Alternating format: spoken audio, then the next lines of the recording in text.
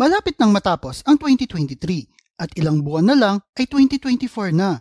Ngunit kumusta na ba ang financial situation mo? Katulad pa rin ba noong nakaraang taon o may nagbago na? Kaya sa video na ito, narito ang ilang paalala na dapat mong gawin upang maging maayos ang financial situation mo bago matapos ang 2023. Una, gumawa ng budget. Ang paggawa ng isang budget ay isang paraan upang magkaroon ka ng kontrol sa iyong pera. Isulat ang iyong mga gastusin at maglaan ng halaga sa bawat kategorya tulad ng pagkain, mga bayarin o bills at pag-iipon. Sa pamamagitan ng budget, may iwasan mo ang hindi mga kinakailangang gastos at malalaman mo kung magkano ang kaya mong ipunin. Ang pangalawa, mag-ipon bago gumastos. Isa sa pinakamahalagang prinsipyo sa paghawak ng pera ay ang pag-iipon bago gumastos.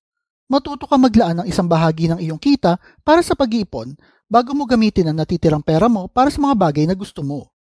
Ang pag-iipon ay magbibigay sa iyo ng financial security at magbibigay din ng solusyon para sa mga di inaasahang emergency sa hinaharap. Ang pangatlo ay mag-ipon ng pera.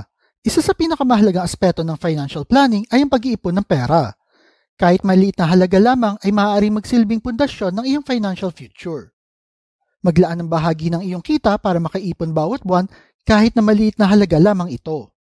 Mahalaga din magkaroon ng malinaw na goal o layunin para sa pera mo, tulad na lang ng pagbili ng bahay, pagsisimula ng negosyo o pag-aaral ng mga anak mo. Ang mga layunin na ito ay maaaring magsilbing inspirasyon upang mag-ipon ng maigi at magpursigi patungo sa iyong financial goal. Ang pang-apat, matutong mag-invest ng pera. Maglaan ng oras sa pag-aaral ng iba't ibang paraan ng pag-invest tulad ng stocks, mutual funds, real estate at iba pa. Ang pag-i-invest ay maaaring makatulong na magpalago ng iyong pera sa hinaharap. Ngunit tandaan na lahat ng investment ay may kasamang risk.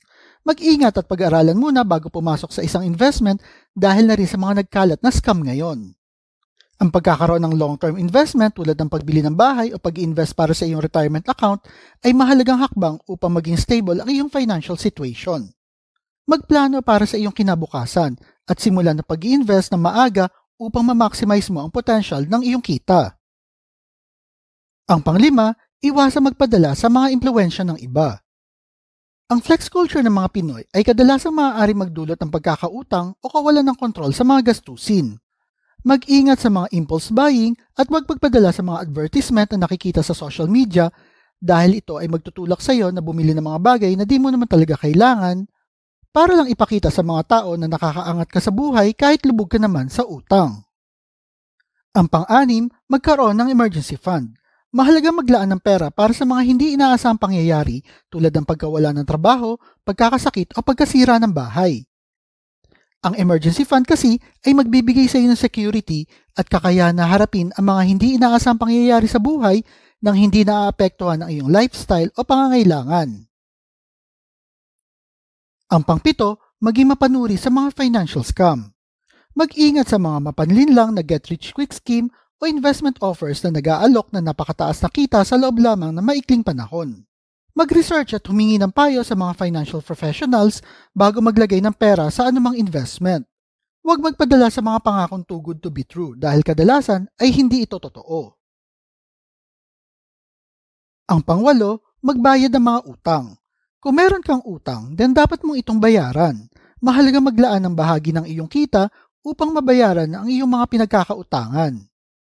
I-prioritize ang pagbabayad ng mataas na interes tulad na lang ng utang sa credit card o yung mga pagsanla ng ATM mo. Maghanap ng mga paraan upang makatipid sa iyong mga gastusin o dagdagan ang iyong kita upang magkaroon ng budget para makabayad sa mga utang.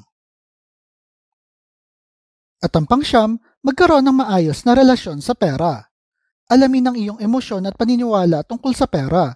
Huwag hayaan ang pera na kontrolin ang iyong buhay at magdulot ng stress. Magkaroon ng positibong pananaw at maging responsable sa pamamahala ng iyong financial decision. Para sa akin, manood ka ng mga videos ko at ng iba pang content creators kung paano mapapabuti ang relasyon mo sa pera. Sa huli, ang pangunahing layunin ng mga paalalang ito ay magbigay ng gabay upang makamit ang iyong mga financial goals. Ang pagpapahalaga sa wastong paggamit ng pera ay magbubunga ng mas maginhawang buhay at mas malawak na oportunidad sa hinaharap. Kayo ba, ano ang mga financial goals nyo na nakamit nyo na ngayong 2023? Type nyo naman sa comment section below. At kung mahilig kayo sa mga videos tungkol sa pera, motivation o business, like and share nyo lang ang video na ito at kita-kita po ulit tayo sa mga susunod na video.